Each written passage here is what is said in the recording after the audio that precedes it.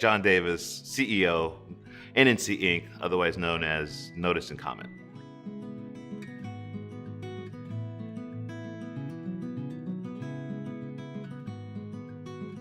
In 2008, I believe 196 legislative proposals across the country were made to bring their public notice online, and 196 of them failed. The reason for it primarily was the newspaper lobby that is tied to the local officials making those decisions. I hate to put it out there so bluntly, but that's the reality, and that's what we've learned. There's a coziness, almost an appearance of impropriety, when you've got one newspaper, one mayor, and people running against that mayor.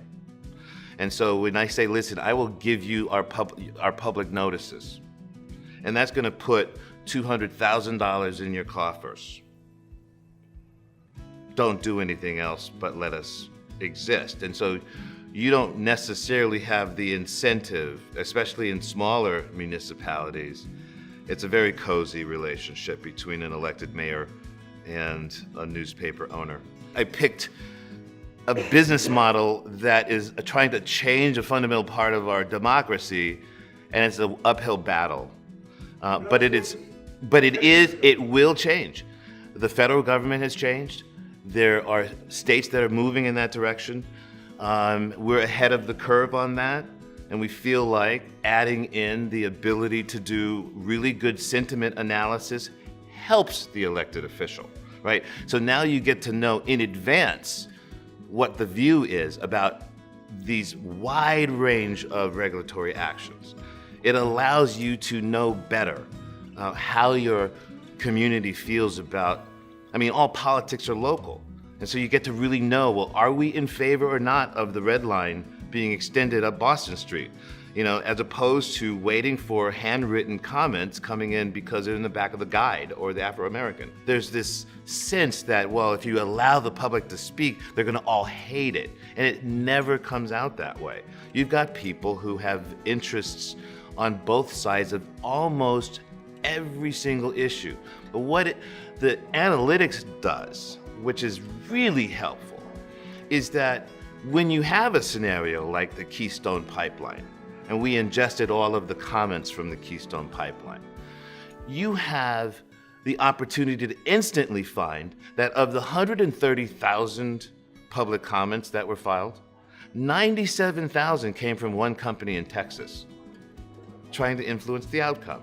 Right? So the analysis is allowed to identify who the organization is, where it came from, the IP address. So you can instantly be able to get a better sense of, is this group just trying to send in a bot to influence the outcome, or is this supported by some special interest group that's trying to just bum rush the whole process?